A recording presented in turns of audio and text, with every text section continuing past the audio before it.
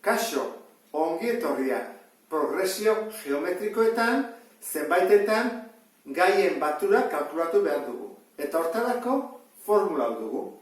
Batura, n elementuena, ez dakigu 7 edo 10 edo 15 behar dira, lehenengo gaia hemen dugu, arrazoia behar dugu, eta esaten digute zenbat elementu, ezta? Eta hemen arrazoia. Orduan, hau ezagutzen badezu, batuketak egitea oso erresa da. Adibidez, lehenengoarekin. Lehenengo 6 gaiak batu. Batu behar dugu 5, 15, 45, 125. Nola egingo genuke? Lehenengo ikusi progresio geometrikoa den. Zer egiten da? Zatiketa. Zatituko dugu 15, zati 5.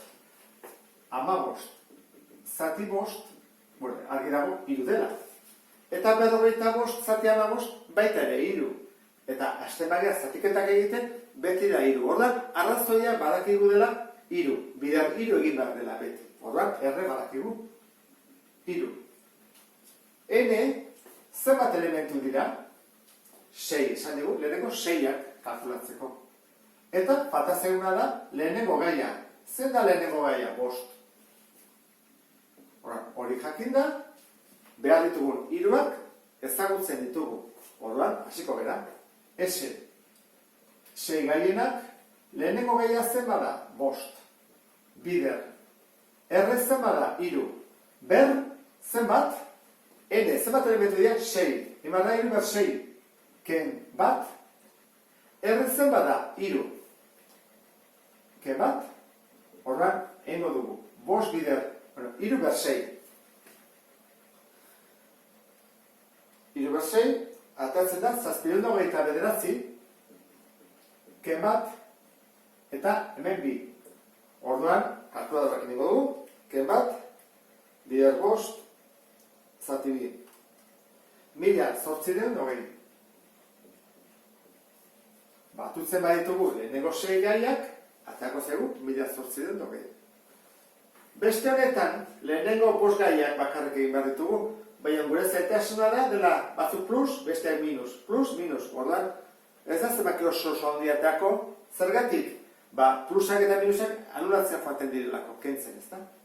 Hemen bezala, jakin beharko dugu. Arrazoia zenbaten, zenbat elementu dira, eta lehenengo gaia. Bueno, lehenengo gaia erresa 3 da, ezta? Eta zenbat elementu dira? 5. Falta zaigu, arrazoia. Zatiketa. Egin behar da, -12, zati 3. Jarriko hemen. -4, ezta? Eta hemen ere bai, -4. Horrak beti da -4. -4 denean, batzutan, pixka bat zailagoa izan daiteke. Guazen ikustea, nola jartzen den. Batura, lehenengo 5 elementuena, berdin. Lehenengo gaia, 3. Bider. Arrazoia, esan dugu dela, -4. Beraz, parentesi barruan jarri behar dugu. Ber, N, zenbat dira? 5. Horra jarriko dutena, 5. Gero beti da, ken bat? Eta gero, arrazoia. Arrazoia da, -4. Eta inbatu gero, hori, ken bat. 3. Bidean, jarriko dugu. -4.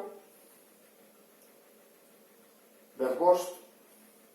Goatu zetez, parentesekin egin bat dela. Ken bat.